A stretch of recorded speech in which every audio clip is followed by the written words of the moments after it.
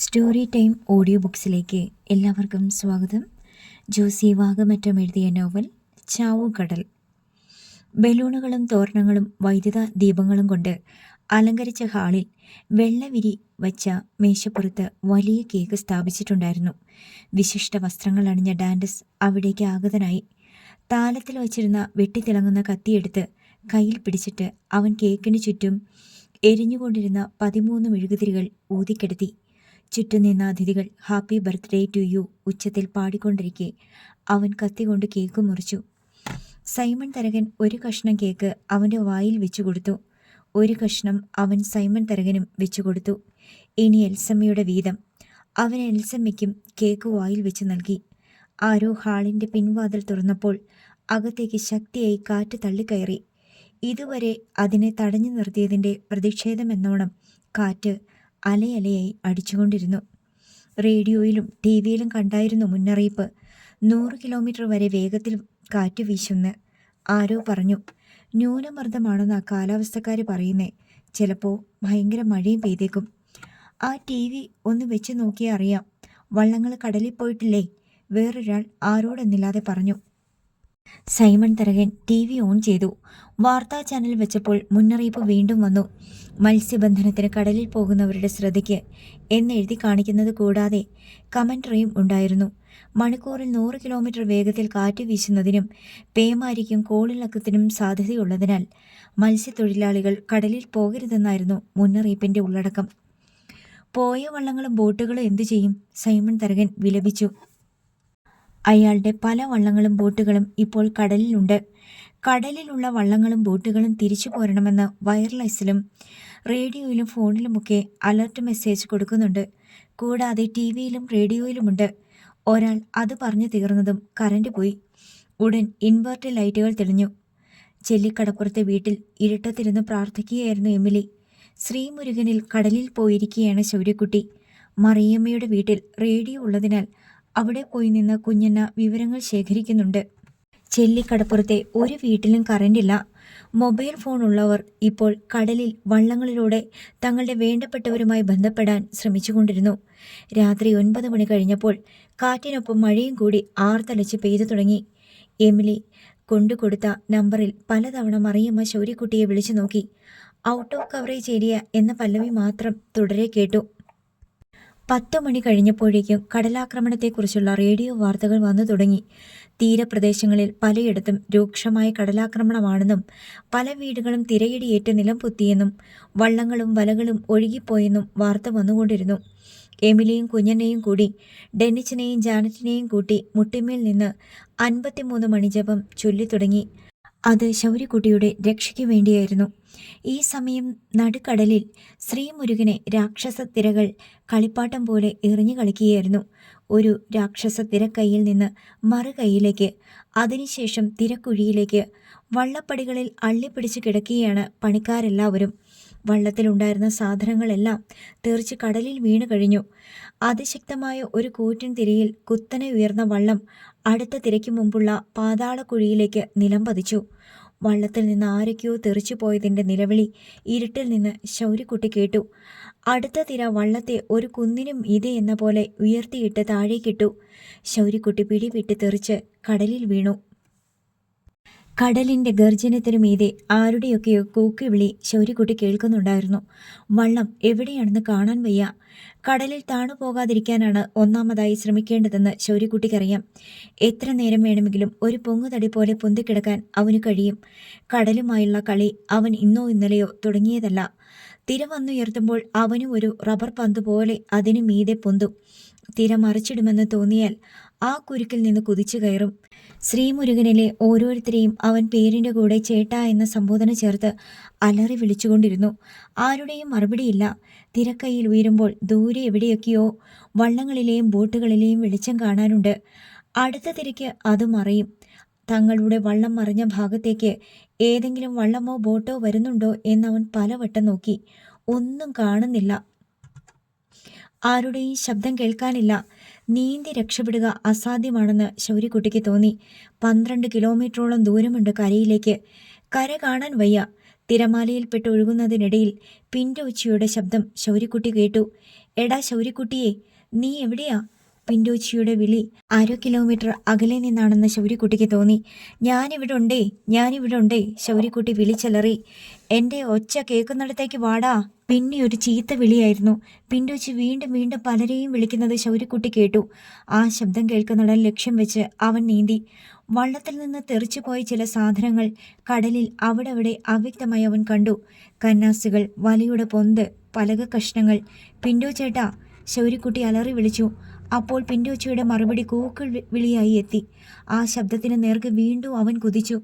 അരമണിക്കൂറിനകം അവൻ പിന്റോച്ചിയുടെ ശബ്ദം വന്ന ഭാഗത്തെത്തി. കമിഴ്ന്നു കിടക്കുന്ന വള്ളത്തിൽ പറ്റിപ്പിടിച്ച് കിടക്കുകയാണ് പിന്റോച്ചിയും മറ്റു രണ്ടുപേരും. വള്ളത്തിൻ്റെ അടിമരം വെള്ളത്തിലേക്ക് കൊമ്പൻ്റെ മുതുകുപോലെ തള്ളി നിൽക്കുന്നതിനാൽ അതിലൊരു പിടുത്തം കിട്ടിയിട്ടുണ്ട്. പിന്റോച്ചി ഇടയ്ക്ക് വള്ളത്തിന് പുറത്ത് എഴുന്നേറ്റ് നിന്നിട്ടാണ് മറ്റുള്ളവരെ അലറി വിളിക്കുന്നത്. അടുത്ത ക്ഷണം തിരയടിയേറ്റ് പിന്റോച്ചി കടലിലേക്ക് വീണു പോകും.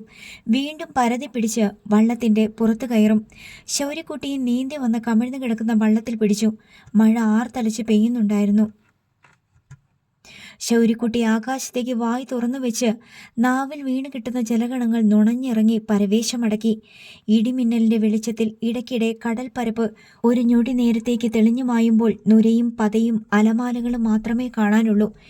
ഇടിമിന്നലിന്റെ പ്രഭയിൽ കണ്ണഞ്ചി പോകുന്നതിനാൽ അടുത്തുള്ള കാഴ്ച പോലും വ്യക്തമല്ല. ഒരു മിന്നലിന് ശേഷമുള്ള ഇരുട്ടിലാണ് ദൂരെയുള്ള മീൻപിടുത്ത വള്ളങ്ങളിലെയും ബോട്ടുകളിലെയും വെളിച്ചം മിനുങ്ങുക.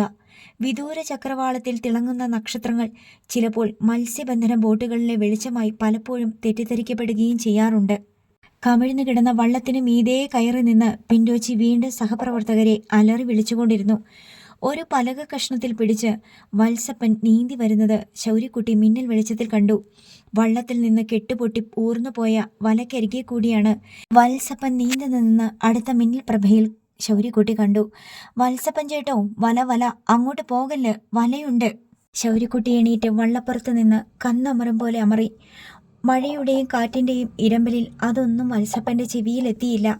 ഒരു ഊക്കൻ തിര വന്ന് വള്ളത്തെ എടുത്തു പൊക്കിയപ്പോൾ ശൗര്യക്കുട്ടി തെറിച്ച് കടലിൽ വീണു. ഇനി വള്ളത്തിന് പുറമേ സൂക്ഷിച്ചു വേണം കയറിപ്പറ്റാൻ. വള്ളത്തിന് പുറത്ത് കയറാനുള്ള ശ്രമത്തിനിടയിൽ ശക്തമായ തിര വന്നാൽ വള്ളത്തെ എടുത്ത് ദേഹത്തടിക്കും. വള്ളപ്പടിയോ അണിയമോ വന്ന് തലയ്ക്കടിച്ചാൽ തല പിളരും. നെഞ്ചത്താണ് ഇടിക്കുന്നതെങ്കിൽ വാരിയെല്ലുകൾ ഒടിയും. കയ്യിലാണെങ്കിൽ കൈ ഒടിഞ്ഞു തൂങ്ങും. ശൗര്യക്കുട്ടി തിരയുടെ ഗതി നോക്കി വള്ളത്തിന് മറുപുറം വന്ന് വള്ളത്തിൻ്റെ പുറം പാത്തി പിടിച്ച് കയറിപ്പറ്റി. എടാ വത്സപ്പ, വല നോക്കടാ, പിന്റോച്ചി ഒരിക്കൽ കൂടി വിളിച്ചു പറഞ്ഞു. പക്ഷേ വത്സപ്പൻ അത് തിരിച്ചറിഞ്ഞപ്പോഴേക്കും വൈകിപ്പോയി. തിരയടിയിൽ പലക കൈവിട്ടു പോയ വത്സപ്പൻ കയറി പിടിച്ചത് വെള്ളത്തിനു മീതെ മാല പോലെ കിടന്ന വലയുടെ പൊന്തിലായിരുന്നു. അടുത്ത മിന്നലിൽ വത്സപ്പൻ വല ചുറ്റിപ്പിണയുന്നത് ഒരു മാത്രം കണ്ടു. ഒരു കൈ മുകളിലേക്ക് പൊന്തി. അടുത്ത മിന്നലിൽ കൈപ്പത്തി മാത്രമേ കടൽപ്പരപ്പിന് മീതെ കാണാനായുള്ളൂ. കൊണ്ടുപോയോടാ, പിന്റോച്ചി അലറി. പിന്നെ ആകാശത്തേക്ക് നോക്കി. മനുഷ്യൻ്റെ ജനന മരണങ്ങളും ജീവിതമാർഗങ്ങളും കർമ്മമണ്ഡലങ്ങളും സ്വഭാവ വൈജാത്യങ്ങളും അവൻ്റെ ഓരോ തലമുടി നാരിൻ്റെയും ആയുസ് കൂടിയും നിശ്ചയിച്ചു കുറിച്ച് അവന് ഭൂമിയിലേക്ക് അയക്കുന്ന സകല ദൈവങ്ങളെയും ഒരൊറ്റ തെറി കൊണ്ട് വരിഞ്ഞു കെട്ടി ചുരുട്ടിക്കൂട്ടി സകല വിശ്വാസങ്ങളുടെ അപ്പുറത്തുള്ള മഹാശൂന്യതയിലേക്ക് വലിച്ചെറിഞ്ഞു. പോ യാടി മക്കള്. പിന്റോച്ചിക്ക് കരച്ചിൽ പൊട്ടിയിട്ട് ഒച്ച താടുപോയി. കൊണ്ടുപോയി തിന്ന്. വീണ്ടും ആകാശം മിന്നിയപ്പോൾ ശൗര്യക്കുട്ടി കടലിലേക്ക് നോക്കി. വിൽസപ്പൻ നീന്തി പതച്ച് കിടന്നയിടം ശൂന്യമായിരുന്നു. വലയുടെ പൊന്തുകൾ വെള്ളത്തിനടിയിലേക്ക് അപ്രത്യക്ഷമായി കൊണ്ടിരിക്കുന്നു. പൊന്തുകൾ താഴേക്ക് പോകുന്നത് നിലച്ചു. ബാക്കി പൊന്തുകൾ പൊങ്ങി തന്നെ കിടന്നു. വത്സപ്പൻ അടിത്തട്ട് തൊട്ടുവെന്ന് ശൗര്യക്കുട്ടി ഊഹിച്ചു. അവൻ പെട്ടെന്ന് മുഖം തിരിച്ചു കളഞ്ഞു. കമിഴ്ന്ന വള്ളത്തിൻ്റെ പുറം പള്ളയ്ക്ക് അട്ടകളെപ്പോലെ പൊത്തിപ്പിടിച്ച് കിടക്കുകയല്ലാതെ ജീവൻ രക്ഷിക്കാൻ മറ്റു മാർഗങ്ങളൊന്നുമില്ല.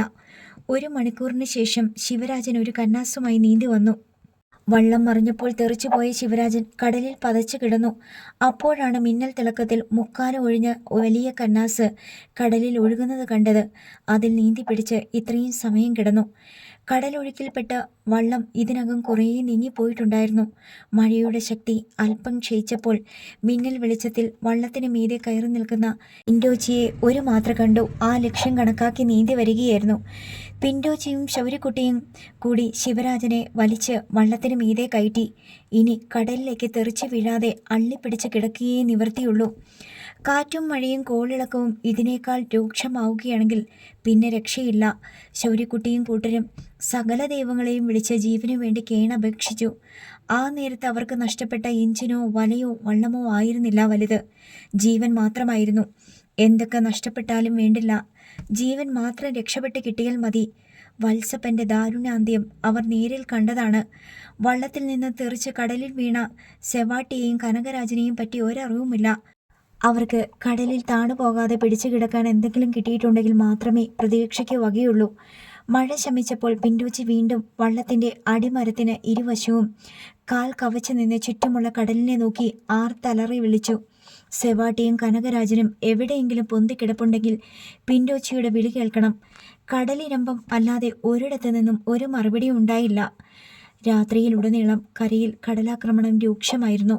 പല്ലനയിലും തൃക്കുന്നപ്പുഴയിലും പതിയങ്കരയിലും ശക്തമായ തിരയിടിയേറ്റ് വീടുകൾ നിലംപൊത്തി. കാട്ടൂരും ഓമനപ്പുഴയിലും കടൽ വന്ന തീരത്തെ നക്കിയെടുത്തു. തെങ്ങുകൾ കടപുഴകി വീണു. ഉടയവർക്ക് ഉടുതുണി മാത്രമായി ഓടി രക്ഷപ്പെടേണ്ടി വന്നു. ഓരോ വീട്ടിൽ നിന്നും ആത്മരക്ഷാർത്ഥം പലായനം ചെയ്യുകയായിരുന്നു ആളുകൾ. വിലപിടിപ്പുള്ളതുപോലും എടുത്തുകൊണ്ട് പോരാൻ കഴിഞ്ഞില്ല. കനത്ത മഴയിലും കാറ്റിലും രക്ഷാപ്രവർത്തനങ്ങൾ ദുഷ്കരമായി തീർന്നു. വീടിനുടയവർ നോക്കി നിൽക്കെ വീടുകളിൽ കടൽ വന്നിടിച്ച് ഭിത്തികളെ തകർത്ത് കളഞ്ഞു. ചെല്ലിക്കടപ്പുറത്തും കടലാക്രമണത്തിന്റെ കെടുതികൾ ഉണ്ടായിരുന്നു. കടപ്പുറത്തെ മീൻകൂടങ്ങളും ടാർപോളിൻ കടകളും കാറ്റിലും മഴയിലും കടലാക്രമണത്തിലും നശിച്ചു. വലയും വള്ളങ്ങളും കടലിലേക്ക് ഒഴുകിപ്പോയി. വിശാലമായ ബീച്ചുകളെ കടൽ കാർന്നെടുത്തു. കടലിൽ പോയ വള്ളങ്ങളിൽ പലതും അതത് കടപ്പുറങ്ങളിൽ അടുക്കാനാവാതെ ചെറിയഴീക്കിലും തോട്ടപ്പള്ളിയിലും മുനമ്പത്തും ഫോർട്ട് കൊച്ചിയിലും ചെന്നടുത്തു. ചില വള്ളങ്ങൾ മുങ്ങി. മത്സ്യബന്ധന ബോട്ടുകൾ നിയന്ത്രണം നഷ്ടപ്പെട്ട് കടലിൽ ഒഴുകി. കരയിലുള്ള മത്സ്യത്തൊഴിലാളി കുടുംബങ്ങൾ കടലിലുള്ള തങ്ങളുടെ വേണ്ടപ്പെട്ടവരെ ഓർത്ത് വിലപിക്കുകയും കണ്ണീരൊഴുക്കുകയും ചെയ്തു. നേരം പുലർന്നപ്പോഴേക്കും അതാത് കടപ്പുറങ്ങളിൽ നിന്ന് കടലിൽ പോയ വള്ളങ്ങളുടെയും ആളുകളുടെയും എണ്ണത്തെക്കുറിച്ച് ഒരു ഏകദേശ ധാരണയായി.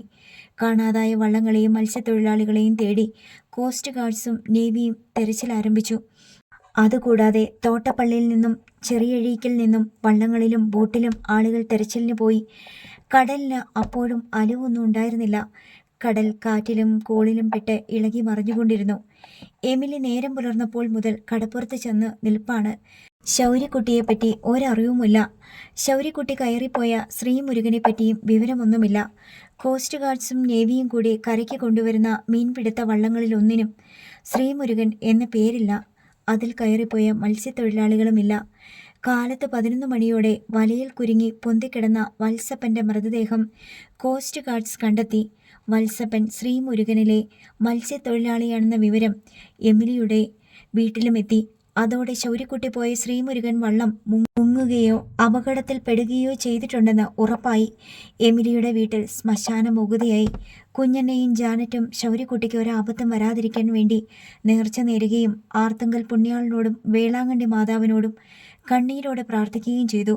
എമിലി മാത്രം കടപ്പുറത്ത് ഉരുക്കു വനിതയെപ്പോലെ നിലകൊണ്ടു. മുന്നിലുള്ള കടലിനേക്കാൾ പ്രക്ഷുബ്ധമായ കടൽ അവളുടെ നെഞ്ചിലുണ്ടായിരുന്നു. ഏത് വലിയ കോളിളക്കത്തിൽപ്പെട്ടാലും വള്ളം മറിഞ്ഞു മുങ്ങിയാലും നൂറുകണക്കിന് മത്സ്യത്തൊഴിലാളികൾ മരണപ്പെട്ടാലും ശൗര്യക്കുട്ടിക്ക് തിരിച്ചു വരാതിരിക്കാൻ പറ്റില്ലെന്ന് അവൾക്കറിയാം. കടൽ അവന് ശത്രുവല്ല, സാമന്തനാണ്. കടലിന് അവനെയും അവന് കടലിനെയും അറിയാം. അവർക്ക് പരസ്പരം അലിഖിതമായ ചില കരാറുകളും നീക്കുപോക്കുകളുമുണ്ട്. അതിനാൽ ശൗര്യക്കുട്ടിയുടെ ജീവനെക്കുറിച്ച് എമിലിക്ക് വേവലാതിയൊന്നുമില്ല. എങ്കിലും അത് തൻ്റെ വിശ്വാസം മാത്രമാണെന്ന് എമിലിക്ക് ബോധ്യമുണ്ട്. ഉച്ചതിരിഞ്ഞപ്പോൾ അന്ധകാരനഴിയിൽ ഒരു മൃതദേഹം അടുത്തു. അത് സെവാട്ടിയുടേതായിരുന്നു. സെവാട്ടി ശ്രീമുരുകനിലെ മത്സ്യത്തൊഴിലാളിയാണെന്നതും സ്ഥിരീകരിക്കപ്പെട്ടു. നേവിയും കോസ്റ്റ് ഗാർഡ്സും ചേർന്ന് കടലിൽ ഒറ്റപ്പെട്ടു പോയ 27 മത്സ്യത്തൊഴിലാളികളെ രക്ഷിച്ച് കരയിലെത്തിച്ചു. വൈകുന്നേരമായപ്പോഴേക്കും 5 മൃതദേഹങ്ങൾ കൂടി കണ്ടെടുത്തു. കടലിൽ ഒഴുകി നടന്ന വള്ളങ്ങളും വലകളും കോസ്റ്റ് ഗാർഡ്സ് കെട്ടിവലിച്ച് കരയ്ക്ക് കൊണ്ടുവന്നു. കാണാതായ 11 പേരിൽ ഇനി 4 പേരെ കൂടി കിട്ടാനുണ്ടായിരുന്നു. ശൗര്യക്കുട്ടിയും കൂട്ടരും കടലിൽ ഒഴുകുകയായിരുന്നു. വള്ളം ഒഴുകുന്നതിനൊപ്പം പിൻഡോച്ചിയും ശൗര്യക്കുട്ടിയും മാത്രമാണ് അല്പമെങ്കിലും ത്രാണിയുള്ളവർ. മറ്റുള്ളവർ പിടിച്ചു നിൽക്കാനാവാത്ത വിധം അവശരായി കഴിഞ്ഞിരുന്നു. തിരയടിയുടെ ഊക്കിൽ വള്ളത്തിന് പുറമേ നിന്ന് തെറിച്ച് കടലിൽ വീണും വീണ്ടും നീന്തിക്കയറിയും രാത്രിയും പകലും നീണ്ടുനിന്ന കടലിൻ്റെ മൃഗയാ വിനോദത്തിൽപ്പെട്ട് എല്ലാവരുടെയും കരുത്ത് ചോർന്നു കഴിഞ്ഞിരുന്നു.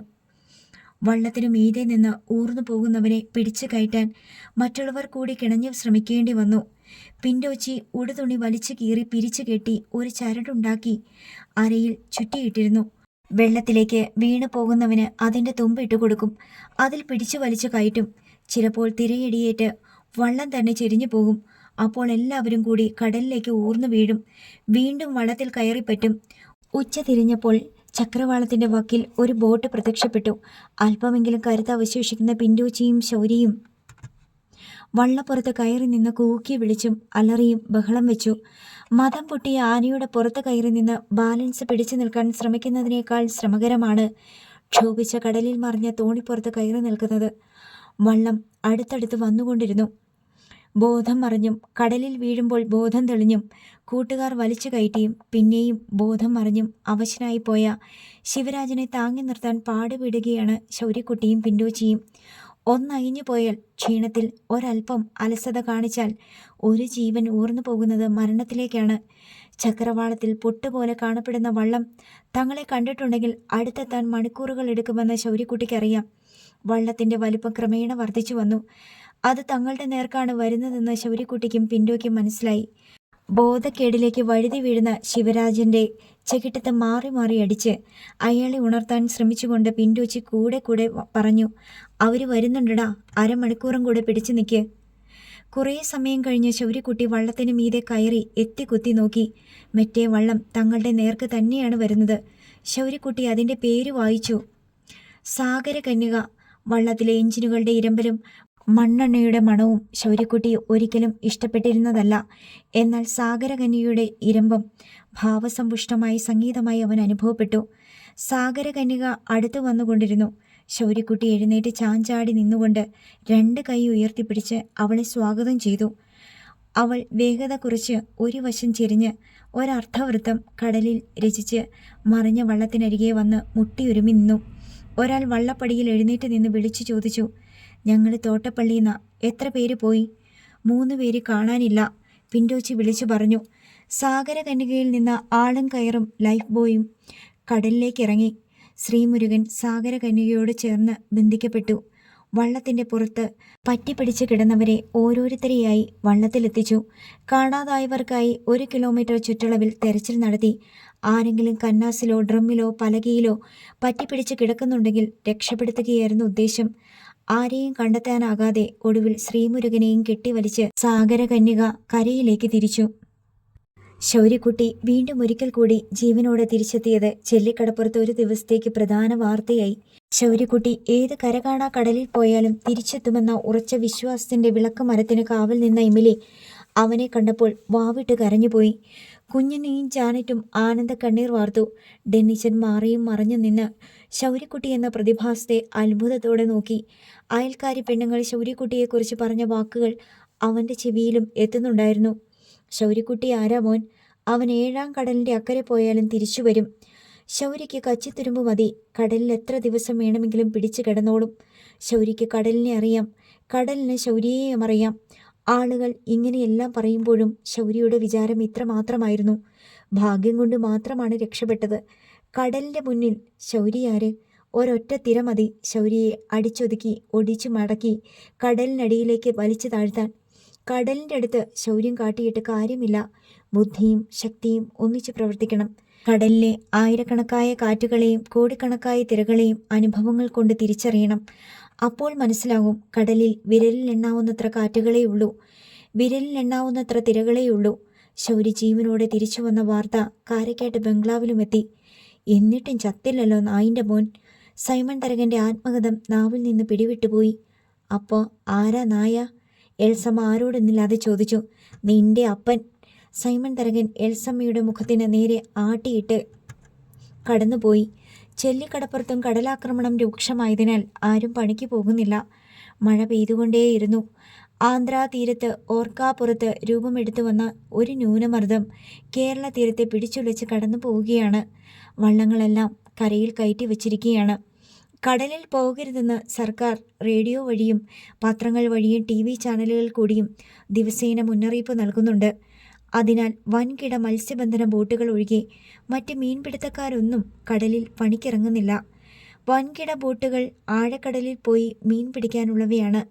അവ ഒരിക്കൽ കരയിൽ നിന്ന് യാത്ര തിരിച്ചാൽ 30-40 ദിവസം കഴിഞ്ഞേ തിരിച്ചെത്താറുള്ളൂ. അത്രയും ദിവസം മീൻ കേടുകൂടാതെ സൂക്ഷിക്കാനുള്ള ശീതീകരണ സംവിധാനങ്ങൾ ആ ബോട്ടുകളിലുണ്ട്. ചുഴലിക്കാറ്റിലും കടൽക്ഷോഭത്തിലും പെട്ട് മരിച്ചവരുടെ കുടുംബങ്ങൾക്ക് സർക്കാർ സഹായധനം പ്രഖ്യാപിച്ചിട്ടുണ്ടായിരുന്നു. എന്നാൽ പരിക്കേറ്റവർക്കും വള്ളവും വലയും എഞ്ചിനും നഷ്ടപ്പെട്ടവർക്കും വീടുകൾ തകർന്നവർക്കും നാമമാത്രമായ സംഖ്യയാണ് ധനസഹായമായി ലഭിച്ചത്. കടലിൽ വള്ളമിറക്കാൻ പറ്റാത്ത കാലമാണ് മത്സ്യബന്ധന തൊഴിലാളികളുടെ വറുതിക്കാലം. അതുതന്നെയാണ് തരകന്മാരുടെ ചാകരക്കാലവും. ഓരോ വള്ളത്തെയും ആശ്രയിച്ച് 10-12 കുടുംബങ്ങൾ ജീവിക്കുന്നുണ്ടാവും. അവർക്ക് പണിയില്ലാത്തപ്പോഴും ജീവിത ചെലവുകൾ നടത്തിയേ പറ്റൂ. അതിനായി ഓരോ തരകനിൽ നിന്നും കടം കൊള്ളേണ്ടി വരും. അങ്ങനെ കടം കൊണ്ട വള്ളം പിന്നീട് കടലിൽ പോയി പിടിക്കുന്ന മീനിന് അവകാശി കടം കൊടുത്ത തരകനാണ്. ആ മീൻ തരകൻ വഴിയല്ലാതെ സ്വതന്ത്രമായി വിൽക്കാൻ മത്സ്യത്തൊഴിലാളിക്കോ വള്ളമുടമയ്ക്കോ അവകാശമില്ല. അവർ പിടിച്ച് വള്ളത്തിൽ കരയ്ക്കെത്തിക്കുന്ന മീൻ ലേലം ചെയ്ത് വിൽക്കാനുള്ള അധികാരം തരകനു മാത്രമാണ്. ലേലം ചെയ്ത് കിട്ടുന്ന തുകയിൽ നിന്ന് കരാർ അനുസരിച്ചുള്ള കമ്മീഷൻ തുക തരകൻ എടുത്ത ശേഷം ബാക്കി തുക വള്ളക്കാർക്ക് നൽകും. 1,00,000 രൂപയുടെ മീൻ വിറ്റിട്ടുണ്ടെങ്കിൽ 10% തരകന്റെ കമ്മീഷനാണ്. ബാക്കി 90,000-ന്റെ 30% വള്ളത്തിന്റെ ഉടമയ്ക്ക്. ബാക്കി 70% മത്സ്യത്തൊഴിലാളികൾ പങ്കിട്ടെടുക്കും. ഉടമയ്ക്ക് കിട്ടുന്ന 30%-ൽ നിന്ന് 20% തരകൻ തിരിച്ചടവായി പിടിക്കും. ബാക്കി തുകയെ വള്ളമുടമയ്ക്ക് കിട്ടൂ. 1,00,000 രൂപ തരകനോട് വായ്പ വാങ്ങിയവൻ 5,00,000 രൂപ കമ്മീഷനായി തിരിച്ചടച്ചാലും കടം വാങ്ങിയ തുകയുടെ ഒരു ഭാഗം പിന്നെയും അവശേഷിക്കും. ശൗര്യക്കുട്ടി ഈ കണക്കുകളൊക്കെ പഠിച്ചു വച്ചിട്ടുണ്ട്. എല്ലാ കണക്കുകളും കൂട്ടിയും കിഴിച്ചും ഹരിച്ചും കഴിയുമ്പോൾ ലാഭം കിട്ടുന്നത് തരകന് മാത്രമാണെന്ന് അവനറിയാം. വള്ളക്കാരൻ മീൻ കിട്ടാതെ തിരിച്ചു വരുന്ന ദിവസങ്ങളുണ്ട്. എഞ്ചിൻ പ്രവർത്തിപ്പിക്കാൻ എടുത്ത മണ്ണെണ്ണ 10-15 തൊഴിലാളികൾക്ക് വള്ളത്തിൽ ചോറ് വയ്ക്കാനുള്ള അരിയും സാധനങ്ങളും, മീനൊന്നും കിട്ടിയില്ലെങ്കിലും ആളൊന്നിന് 100 രൂപ ചെലവ് കാശ് എന്നിങ്ങനെ ഏകദേശം 6,000-ഓളം രൂപ വള്ളക്കാരന് ചെലവാകും. 4 ദിവസം അടുപ്പിച്ച് മീൻ കിട്ടാതെ വള്ളം തിരിച്ചു വരികയാണെങ്കിൽ വള്ള ഉടമയുടെ കഷ്ടകാലം തുടങ്ങും. വീണ്ടും പോയി തരകനോട് കടം വാങ്ങേണ്ടി വരും. മീൻ കിട്ടിയാലും ഇല്ലെങ്കിലും, കടൽക്ഷോഭിച്ചാലും ഇല്ലെങ്കിലും, ചുഴലിക്കാറ്റും ന്യൂനമർദ്ദങ്ങളും ഉണ്ടായാലും ഇല്ലെങ്കിലും ഒരു കോട്ടവും തട്ടാത്തത് തരകന് മാത്രമാണ്. ഈ ചൂഷണത്തിൽ നിന്നാണ് കാരക്കാട്ട് സൈമൺ മുതലാളിയെപ്പോലുള്ള തരകന്മാർ ഉണ്ടായതെന്ന് അവൻ വിശ്വസിക്കുന്നു. ലോകത്തെമ്പാടുമുള്ള എല്ലാ തരകന്മാരും അവൻ്റെ കണ്ണിൽ ഓരോ സൈമൺ തരകനാണ്. വേഷത്തിനും രൂപത്തിനും മാത്രമേ മാറ്റമുള്ളൂ. ഒരു സൈമൺ തരകനെ തകർക്കാൻ ഒരു വള്ളം ഉടമയ്ക്കോ ഒരു മത്സ്യത്തൊഴിലാളിക്കോ സാധ്യമല്ലെന്ന് അവനറിയാം. കാരണം കടലിൽ വറുതിമാസങ്ങൾ ഉണ്ടാകും, മത്സ്യബന്ധനത്തിന് വിലക്കുകൾ ഉണ്ടാകും, പ്രതികൂലമായ കാലാവസ്ഥാ വ്യതിയാനങ്ങൾ ഉണ്ടാകും. എല്ലാം കൂട്ടിക്കിഴച്ച് നോക്കുമ്പോൾ ഒരു മത്സ്യത്തൊഴിലാളിക്ക് ഒരു വർഷം 180-200 ദിവസം മാത്രമാണ് കടലിൽ പണിക്ക് പോകാൻ കഴിയുന്നത്. അതിൽ തന്നെ മീൻ കിട്ടുന്നത് ശരാശരി പകുതി ദിവസം മാത്രമാണ്. 90 ദിവസം അവന് മീൻ കിട്ടുമെങ്കിൽ അതിൻ്റെ 3 ഇരട്ടി ദിവസങ്ങൾ കൂടി അവൻ്റെ മുന്നിൽ ശൂന്യമായി കിടക്കുന്നു. ശൗര്യക്കുട്ടി എത്ര ആലോചിച്ചിട്ടും ഇതിനൊരു പ്രതിവിധി കണ്ടെത്താൻ കഴിഞ്ഞില്ല. വള്ളം ഉടമകളും മത്സ്യത്തൊഴിലാളികളും തകരുന്നു. തരകന്മാർ തടിച്ചു കൊഴുക്കുന്നു. പ്രകൃതിക്ഷോഭങ്ങളിൽപ്പെട്ട് വള്ളവും വലയും നഷ്ടപ്പെടുന്ന വള്ളം ഉടമയ്ക്കോ തൊഴിലില്ലാതാകുന്ന മത്സ്യത്തൊഴിലാളികൾക്കോ വീട് തകരുന്ന കുടുംബങ്ങൾക്കോ പലപ്പോഴും സർക്കാരിൽ നിന്ന് അർഹമായ സഹായങ്ങൾ ലഭിക്കുന്നില്ല. അവരുടെ വള്ളത്തിനും വലയ്ക്കും എഞ്ചിനും അവരുടെ ജീവനും ഇൻഷുറൻസ് ഇല്ല. അവരുടെ മക്കൾക്ക് ആനുകൂല്യങ്ങളില്ല. അവർക്ക് ക്ഷേമ പദ്ധതികളില്ല. ഒരു പ്രകൃതി ദുരന്തത്തിന് ശേഷം സർക്കാർ സഹായം ലഭിച്ചാൽ തന്നെ അതിൽ കൈയിട്ട് വാരാൻ അനർഹരായ അനേകം പേരുണ്ട്. കടലിൽ പണിക്ക് പോകുമ്പോൾ വല നീട്ടി വള്ളത്തിലിരിക്കുമ്പോൾ കൂടെയുള്ള സഹപ്രവർത്തകർ ഇത്തരം സങ്കടങ്ങളുടെയും ചൂഷണങ്ങളുടെയും നിസ്സഹായതകളുടെയും അനുഭവങ്ങൾ പങ്കുവയ്ക്കുന്നത് ശൗര്യക്കുട്ടി എത്രയോ തവണ കേട്ടിരിക്കുന്നു.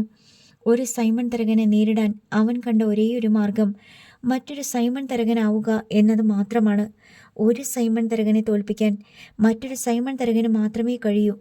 കടൽക്കരയിലെ പുലിമുട്ടിൽ കയറി നിന്ന് കാരക്കാട്ട് ബംഗ്ലാവിലേക്ക് നോക്കുമ്പോൾ ശൗര്യക്കുട്ടിയുടെ ഉള്ളിൽ ഒരു പുതിയ സൈമൺ തരകൻ തലയുയർത്തും. അവൻ ആ സൈമൺ തരകനെ ശൗര്യക്കുട്ടി എന്ന് പേരിടും. ആ സൈമൺ തരകൻ ഉറച്ച കാൽവയ്പ്പുകളോടെ കാരക്കാട്ട് ബംഗ്ലാവിലേക്ക് കടന്നു ചെല്ലും. അവൻ്റെ കയ്യിലുള്ള ചാട്ടവാർ കൊണ്ട് അവൻ ആ ബംഗ്ലാവിനുള്ളിലെ അന്തേവാസികളെ അടിച്ചു പുറത്താക്കും. അപ്പോൾ മുതൽ കാരക്കാട്ട് ബംഗ്ലാവിൻ്റെയും ചെല്ലിക്കടപ്പുറത്തിൻ്റെയും അധിപൻ ആ സൈമൺ തരകനായിരിക്കും. അതിനി എത്ര വർഷങ്ങൾ വേണ്ടിവരുമെന്ന് ശൗര്യക്കുട്ടിക്ക് അറിയില്ല. പടിഞ്ഞാറൻ കടലിൽ നിന്ന് ന്യൂനമർദ്ദം അപ്രത്യക്ഷമായി. കടൽ ശാന്തമായി. നഷ്ടങ്ങളെല്ലാം മറന്ന് ചെല്ലിക്കടപ്പുറത്ത് നിന്ന് കടലിലേക്ക് വള്ളങ്ങൾ പോവുകയും മീനുമായി കരയ്ക്കടുക്കുകയും ചെയ്തു. ശൗര്യക്കുട്ടിക്ക് പക്ഷേ പണി കിട്ടിയില്ല. ശ്രീമുരുകൻ അറ്റകുറ്റപ്പണികൾക്കായി ഡോക്കിൽ കയറ്റിയിരിക്കുകയാണ്. അതിൻ്റെ വലയും 2 എഞ്ചിനുകളും നഷ്ടപ്പെട്ടു. അതിലെ ജോലിക്കാർ പല സ്ഥലങ്ങളിൽ പോയി മറ്റ് ചില വള്ളങ്ങളിൽ പണിക്ക് ചേർന്നു. ശൗര്യക്കുട്ടി പണി തിരഞ്ഞു നീണ്ട കര വരെ പോയി. അവിടെ ഒരു ഫിഷിംഗ് ബോട്ടിൽ ചെറിയ ശമ്പളത്തിൽ ജോലി ചെയ്തു. വീട്ടിലെ ആവശ്യങ്ങൾ പെരുകി വരികയായിരുന്നു. ജാനറ്റിനെയും ഡെന്നിച്ചനെയും പഠിപ്പിക്കാൻ നല്ലൊരു തുക വേണ്ടി വരുന്നുണ്ട്. ഡെന്നിച്ചൻ 10ാം ക്ലാസ്സിലേക്ക് ജയിച്ചു കയറി. അടുത്ത വർഷം ശൗര്യക്കുട്ടി തൻ്റെ പ്രവൃത്തി മണ്ഡലം ചെറിയഴീക്കലേക്ക് മാറ്റി. അവിടെ കുറേ നാൾ വള്ളത്തിൽ പണിക്ക് പോയി. ശൗര്യക്കുട്ടി ചെല്ലിക്കടപ്പുറത്ത് അവതരിപ്പിച്ച അത്ഭുതം കാണാൻ വള്ളക്കാരും മത്സ്യത്തൊഴിലാളികളും മത്സരിച്ചെത്തി. കടലിൽ പോകാൻ പുതിയൊരു യാനപാത്രവുമായി എത്തിയിരിക്കുകയാണ് ശൗര്യക്കുട്ടി. തെക്കൻ കടലോരത്തെ മുക്കുവന്മാർ കടലിൽ പണിക്ക് പോകാറുള്ള ചാളത്തടി മാതൃകയിലുള്ള പൊന്ത്. കട്ടിയുള്ള തെർമോക്കോൾ കൊണ്ടാണ് അത് നിർമ്മിച്ചിരിക്കുന്നത്. 6 മാസം മുമ്പ് ഒരു മീൻ വണ്ടിയിൽ തൂത്തുക്കുടിക്ക് പോയ ശൗരി അവിടെ വെച്ചാണ് ആദ്യമായി പൊന്ത് കാണുന്നത്. അതിൻ്റെ പ്രവർത്തന രീതിയും ചെലവുകളും നേട്ടങ്ങളും കോട്ടങ്ങളും അവിടെ വെച്ച് അവൻ ചോദിച്ച് മനസ്സിലാക്കി വെച്ചു. അതിലൊരെണ്ണം വാങ്ങണമെന്ന് അന്നേ അവൻ മനസ്സിലുറപ്പിച്ചു. പൊന്തും അതിൻ്റെ വലയും തുഴയും എല്ലാം കൂടി 15,000 രൂപയിൽ താഴെയേ വരൂ. പൊന്തിൻ്റെ പ്രത്യേകതകൾ ശൗര്യയെ വല്ലാതെ ആകർഷിച്ചു. ഒറ്റയ്ക്ക് കടലിൽ പോയി മീൻ പിടിക്കാം. ഒരു തരകനും കമ്മീഷൻ കൊടുക്കണ്ട. ഒരു കൂട്ടാളിയുടെയും സഹായം വേണ്ട. കടലിൽ ഇറക്കാനും കരയിലേക്ക് കയറ്റി വയ്ക്കാനും പരസഹായം വേണ്ട. കടലിൽ മുങ്ങിപ്പോവുകയില്ല. ശൗരി കണ്ട ഒരേ ഒരു ന്യൂനത, മോശമായ കാലാവസ്ഥയിൽ കടൽ ക്ഷോഭിച്ചാൽ അലറി മറഞ്ഞു വരുന്ന ആദ്യത്തെ തിരയിടിയിൽ തന്നെ പൊന്തൊടിഞ്ഞു പോകാൻ സാധ്യതയുണ്ടെന്നാണ്. എന്നാലും വേണ്ടില്ല, അതൊരെണ്ണം വാങ്ങിയിട്ട് തന്നെ കാര്യം എന്നവൻ നിശ്ചയിച്ചുറപ്പിച്ചു. അന്നു മുതൽ അവൻ ജോലി ചെയ്ത് കിട്ടുന്ന പൈസയിൽ ഒരു പങ്ക് അതിനായി മാറ്റിവെച്ചു. കുറച്ച് രൂപ അവൻ്റെ കയ്യിൽ സമ്പാദ്യമായി സൂക്ഷിച്ചിട്ടുണ്ടായിരുന്നു. അയൽക്കാരി സ്ത്രീകളിൽ നിന്ന് കുറേ പണം അവൻ എമിലിയെ കൊണ്ടും കുഞ്ഞിനെ കൊണ്ടും കടം വാങ്ങിപ്പിച്ചു. മറിയമ്മയും സാറയും രമണിയും അവരുടെ കയ്യിലുണ്ടായിരുന്ന ചെറിയ സമ്പാദ്യങ്ങൾ നൽകി. സെൽമ ഒരു സ്വർണ്ണ ചെയിൻ പണയം വെക്കാൻ കൊടുത്തു. ശൗര്യക്കുട്ടിക്ക് ഒരു ചെറിയ വള്ളം വാങ്ങാനെന്ന് പറഞ്ഞപ്പോൾ കടം കൊടുക്കുന്നതിൽ അവർക്കെല്ലാം സന്തോഷമേ ഉണ്ടായിരുന്നുള്ളൂ. ജീവിച്ചിരിപ്പുണ്ടെങ്കിൽ അവൻ കടം വീട്ടുമെന്ന് അവർക്കുറപ്പുണ്ട്. വിൻസിയുടെ കല്യാണത്തിനായി വരുത്തി വെച്ച കടങ്ങളെല്ലാം വീട്ടി തീർത്തവനാണ് ശൗര്യക്കുട്ടി.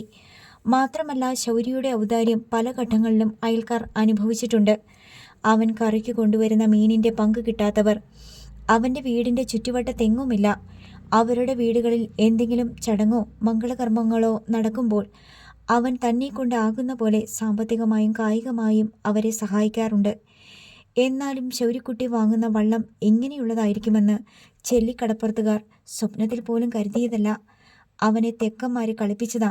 ടിവിയും ഫ്രിഡ്ജും ഒക്കെ പൊട്ടാതിരിക്കാൻ വെക്കണ തെർമോക്കോളില്ലേ, അതുകൊണ്ട് വള്ളത്തിൻ്റെ കോലം കെട്ടിക്കൊടുത്ത് പറ്റിച്ചു. ആരോ പറഞ്ഞു. പിന്നല്ലാതെ മറ്റൊരാൾ അത് ശരിവച്ചു. ശൗര്യയ്ക്ക് പക്ഷെ കൂസലൊന്നുമില്ലായിരുന്നു. കടപ്പുറത്ത് അവൻ്റെ പൊന്ത് പ്രദർശന വസ്തുവായി. എമിലിയും കുഞ്ഞനെയും വലിയ അഭിമാനത്തോടെയാണ് പൊന്തിനെ കണ്ടതെങ്കിലും കടപ്പുറത്തെ പരിചയസമ്പന്നരുടെ അഭിപ്രായ പ്രകടനങ്ങൾ അവരെ സംശയത്തിലാഴ്ത്തി. ഈ സാധനം കടലിൽ പോകാൻ കൊള്ളാമോ? ഇതിൽ പോയാൽ മീൻ പിടിക്കാൻ സാധിക്കുമോ? ശൗര്യക്കുട്ടിയെപ്പോലൊരു ബാലൻ ഒറ്റയ്ക്ക് കടലിൽ പൊങ്ങുതടി പോലുള്ള ഒരു സാധനത്തിൽ കയറിപ്പോയി എന്ത് മീൻ പിടിക്കാനാണ്? ശൗര്യക്കുട്ടിക്ക് അബദ്ധം പറ്റിയതാണോ? എടാ മോനെ, നിന്നെ ആരെങ്കിലും പറ്റിച്ചതാണോ? എമിലി ചോദിച്ചു. ഇല്ലമ്മ, ഞാൻ മീൻ പിടിച്ചോണ്ട് വരുമ്പോൾ അമ്മ കാണ്. ഉച്ച തിരിഞ്ഞപ്പോൾ ശൗര്യക്കുട്ടി പൊന്തും വലയും തുഴയുമായി കടലിൽ ഇറങ്ങി. അവൻ പൊന്തിൽ കയറിയിരുന്ന് തുഴഞ്ഞു പോകുന്നത് ചെല്ലിക്കടപ്പുറത്തുകാർ ആശ്ചര്യത്തോടെ നോക്കി നിന്നു. പൊന്തിൽ ദൂരക്കടലിലേക്ക് പോയിക്കൂടാ. 20-25 അടി ആഴത്തിന് മീതെ പോകാം. ശൗരി മീൻ നോക്കി തുഴഞ്ഞു. കടലിൽ തനിച്ചായപ്പോൾ അവൻ്റെ മനസ്സ് ഏകാഗ്രമായി. ഇന്നേ വരെ അവൻ കടലിൽ തനിച്ച് യാത്ര ചെയ്തിട്ടില്ല. കടലിൽ തനിയെ മീൻ പിടിച്ചിട്ടില്ല. ശൗര്യക്കുട്ടി തുഴഞ്ഞകലുന്നതും നോക്കി. എമിലിയും കുഞ്ഞനെയും ഡെന്നിച്ചനും ജാനറ്റും കടപ്പുറത്ത് നിൽപ്പുണ്ടായിരുന്നു. മറ്റുള്ളവർ പിരിഞ്ഞുപോയി. അതിൽ പോയാൽ അവന് മീൻ കിട്ടുമോടി? കുഞ്ഞന്ന എമിലിയോട് സംശയം പ്രകടിപ്പിച്ചു. കിട്ടും അമ്മേ, കടല് സത്യമുള്ളതാ. ശൗര്യക്കുട്ടി സത്യമുള്ളവനാ. കടലിലെ മീനും സത്യമുള്ളതാ. അതിൻ്റെ അർത്ഥം എന്താണെന്ന് ജാനറ്റിനും ഡെന്നിച്ചിനും ഒരെത്തും പിടിയും കിട്ടിയില്ല. എന്തിലാണ് സത്യമില്ലാത്തത്? ജാനറ്റ് ആലോചിച്ചു നോക്കി. ഈ കടൽ തീരത്തെ മണൽ സത്യമുള്ളതല്ലേ? തീരം സംരക്ഷിക്കാൻ കെട്ടിയ പുലിമുട്ട് സത്യമുള്ളതല്ലേ? തങ്ങൾ സ്കൂളിൽ പോകുന്ന റോഡ് സത്യമുള്ളതല്ലേ? സത്യമുള്ള കടൽ എന്ന പഴമൊഴി പാടിപ്പഴകിയ പാഴ്മൊഴിയാണെന്ന് ജാനറ്റിന് തോന്നി. അവളുടെ അപ്പനെ ഉൾപ്പെടെ കടൽ എത്ര മനുഷ്യരെ വിഴുങ്ങി, എത്ര വള്ളങ്ങളും ബോട്ടുകളും തകർത്തു. പ്രതീക്ഷകളുടെ ഭാരവും പേറി കടലിൽ പണിക്ക് പോകുന്ന എത്രയോ മത്സ്യത്തൊഴിലാളികളെ കടൽ വെറും കൈയോടെ തിരിച്ചയച്ചു. കടൽ കരയിലേക്ക് അടിച്ചു കയറി എത്രയോ ആയിരം വീടുകളെ തകർത്തു. കരയാണ് കടലിനേക്കാൾ സത്യമുള്ളതെന്ന് ജാനറ്റിന് തോന്നി.